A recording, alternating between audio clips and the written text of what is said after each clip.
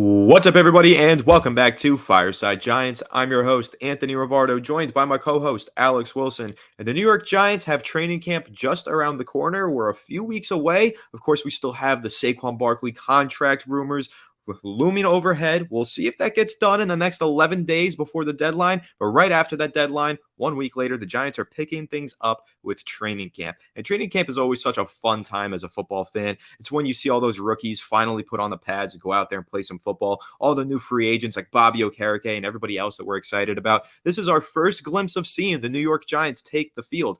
But unfortunately, oftentimes with training camp, it's in with the new and out with the old. Who's going to get cut? Who's on the roster bubble at training camp this year? That's what we want to discuss today. And we think we've identified 3 New York Giants players that could be on the bubble ahead of training camp. So today we're going to go ahead and discuss those 3 players, why they may or may not make the upcoming roster, and why the Giants might be wise to potentially release a few of these players. But before we dive into all that, make sure to leave a like if you do enjoy this episode. Subscribe to the channel if you are new. Ring the bell so you miss an episode, and comment your thoughts on the topic down below in the comment section. If you're listening on Apple or Spotify, please make sure to leave us a 5-star review. And of course, go ahead and follow us on Twitter and on Instagram at Fireside Giants, and go check us out on Facebook as well. Without further ado, Alex, how are you doing today, my friend? And who is the first player that comes to mind that could be on the roster bubble ahead of training camp?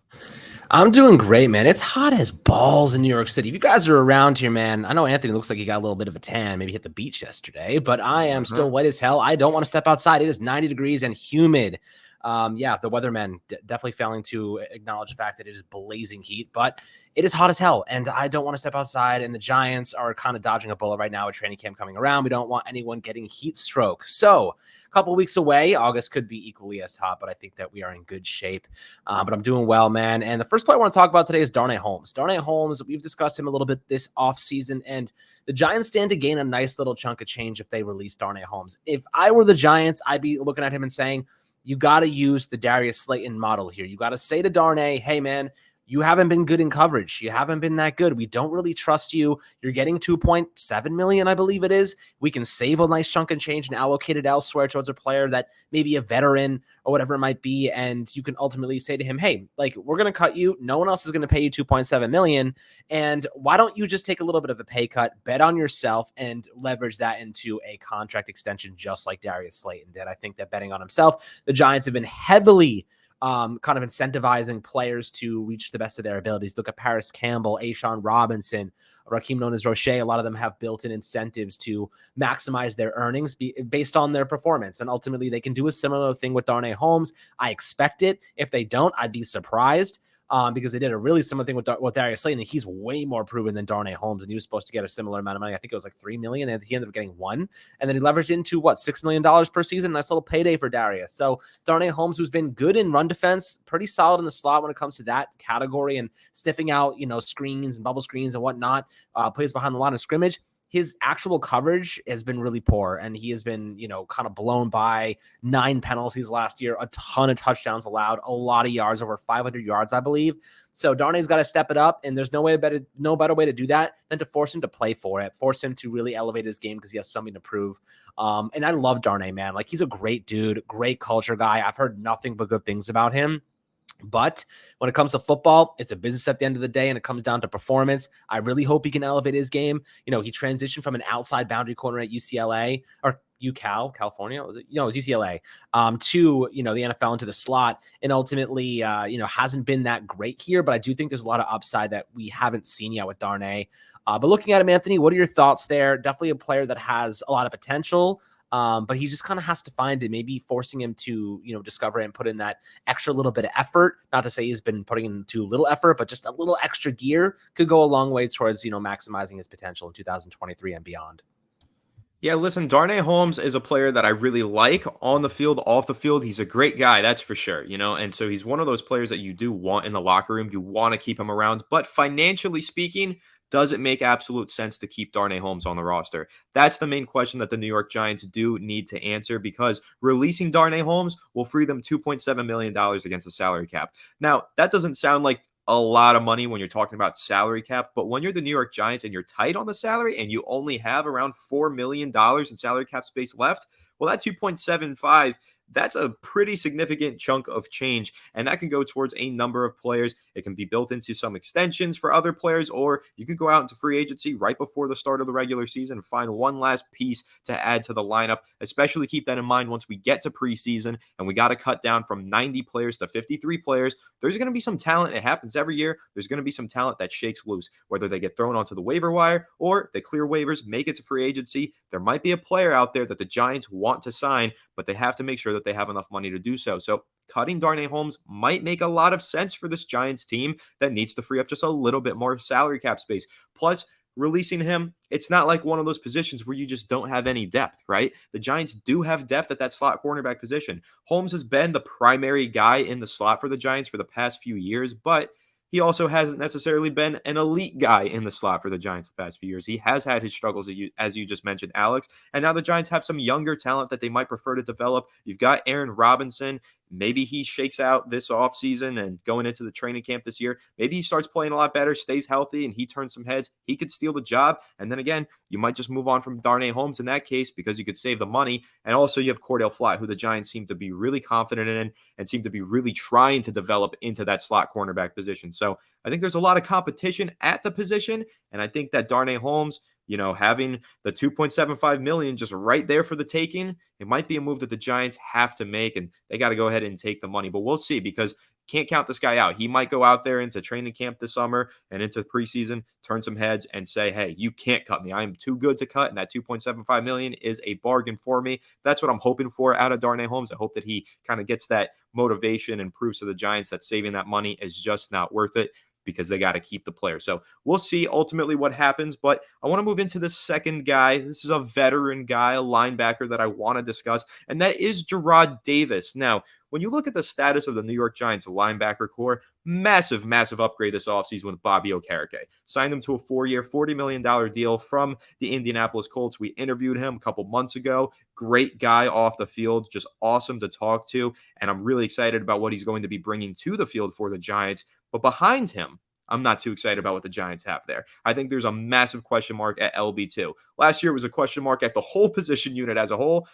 Bobby Okereke kind of answers one of those questions, but the secondary question, who is playing alongside Bobby Okereke, that is a huge question mark that the Giants didn't necessarily address this offseason. Now, they do have some talent on the roster, and it seems like they're banking on one of these two young guys that they have to step up here, and either Darrian Beavers or Micah McFadden. Both of those players were drafted last offseason. McFadden played for the majority of this past year as a rookie, but Beavers missed the entirety of the year with a season-ending injury suffered in the preseason. But I have a lot of confidence in him. I think he can bounce back this upcoming year, and if he does, and Micah McFadden takes another step forward, well, then I think you might as well just release Gerard Davis and take that $1 million in salary cap space, because Davis did not look too good, in my opinion, during the end of last regular season and last postseason. Once we got to that game against the Philadelphia Eagles, we said Gerard Davis is a good run defender, and then we got ran all over, and Gerard Davis didn't really make the impact in preventing the run from slashing us the way that it did. Plus, he's very poor in coverage. So I think it might be smart for the Giants to just free up a little bit of money, releasing this veteran. He'll find another team elsewhere. Maybe he goes back to Detroit, but they got to bank on the young talent that they have at that position in guys like Darrian Beavers and Micah McFadden. They have far more potential than Gerard Davis in my eyes. So I think that he's one of those players you can comfortably move on from. But Alex, what are your thoughts on Gerard Davis? I mean, look, you kind of said it there. As long as Darrian Beavers comes back and is a healthy contributor, there's no reason to have Gerard Davis. He was a fill-in. The reason we got him is because we let Tay Crowder go. We had some injuries. Micah McFadden was struggling. We needed someone with a little bit of experience. He played 3 games for us in the regular season.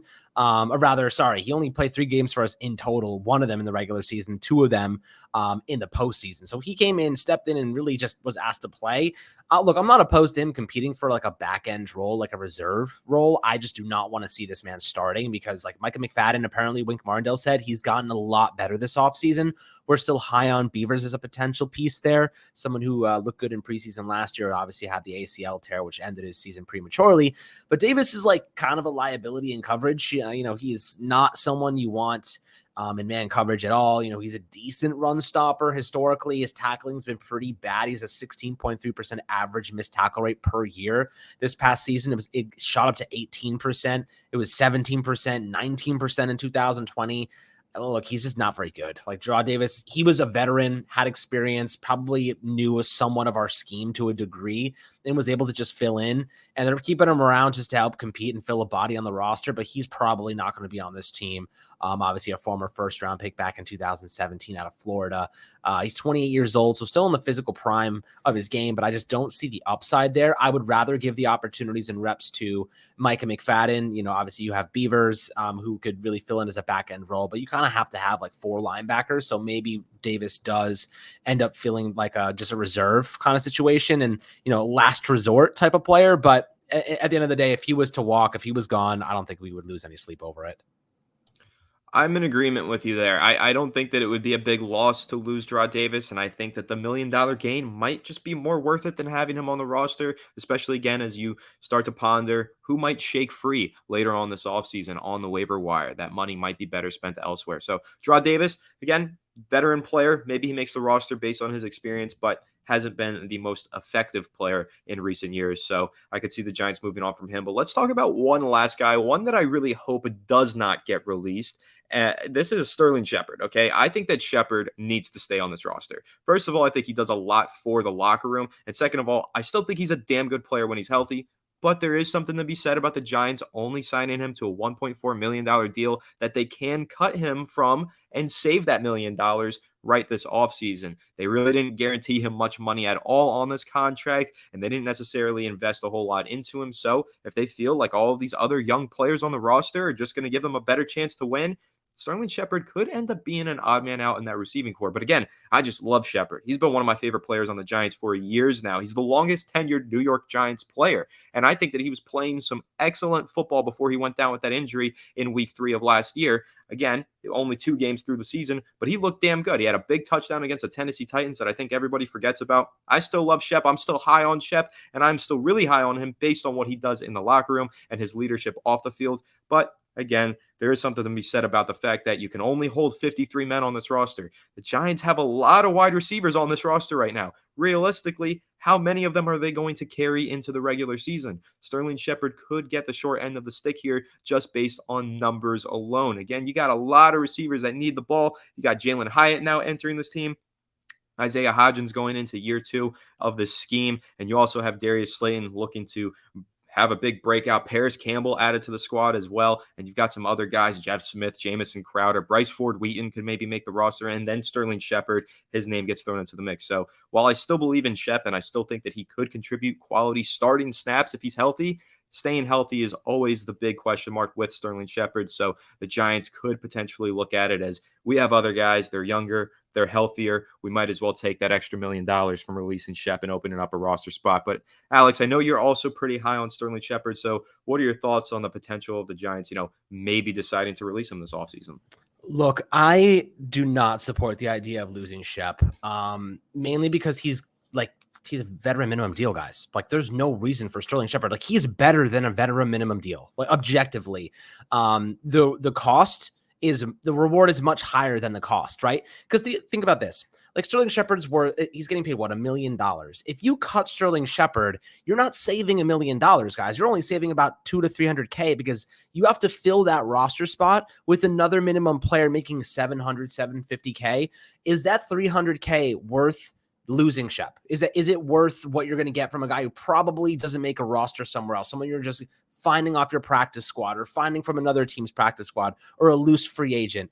Like, Sterling Shepard, objectively, when he's healthy, is better than probably, I'd say he's probably slightly above average when he's healthy. And I think that for the price we're paying, it's a damn good deal, man. I don't think you're going to find a deal like that anywhere else. If you cut Sterling Shepard, I will guarantee you that another team picks him up within 30 minutes. Like, he's going to be a hot waiver wire claim. He's a leader. He's an energizer. He keeps everybody together. He's been through all the stuff the Giants have been trying to work through the last couple of years. He's like our oldest tenured player. He's seen the losses. He's seen the negatives. I think that's a good thing to have because it reminds you like that's what the past was. And Sterling Shepard has kind of fought through all of that and remains positive, remains energized. And I think we've seen more of it lately because he sees the potential of this group. But coming off an Achilles tear, you know what I mean? Or ACL tear rather, like he's only played 10 games in his last 2 seasons. So like, obviously that's not a lot, but like theoretically you have a guy making $700K on the roster who's not playing at all. Like they're just a backup. They're just a reserve. So like whether it's injury or it's not injury, neither of them are freaking playing. So I think that's kind of my argument for Sterling Shepard. Like, at least if he's healthy, he's going to play and he's making next to nothing. But if you bring in another guy to supplement that spot, he's probably not even seeing the field. So it doesn't matter. Like, they're both missing time, whether one's injured or one's not playing because they're not good enough. When Sterling Shepard's healthy, he's a contributor. He's also a damn good run blocker. It's so active there in the second level. He can really help you out in those categories. He's reliable out of the slot. Do I pencil him in as a starter anymore? Absolutely not. I do not want to rely on him as a starter because you're set up to fail in that regard. If you use him as a backup, if you use him as a reserve rotational piece, keeping guys healthy, maybe there's specific sets that he gets on the field more. Maybe he fights his way back into the starting unit. That's also a positive there. But at the end of the day, you don't have to rely on him to be your primary guy. You got Paris Campbell now, who's younger and faster. You have Jalen Hyatt, who can work out of the slot. You have Darren Waller, who's going to be kind of a jumbo slot option. You got Juan Dale coming back from the ACL tier, who's eventually going to supplement that role. Sterling Shepard is just a nice piece to have because he's got some juice left in the tank, and there's no downside to it, in my opinion. So yes, I think Sterling Shepard should be on this roster. I don't think he should be on the fringe. I think he's too cheap to let go right now. I think there is one downside, though, and it is the fact that you're giving a roster spot to somebody that you can't necessarily rely on to stay healthy when there might be other positions that have way less talent. You might be really thin. I think the Giants are really thin at safety right now, and I'm worried about what if they do have one injury at the safety position.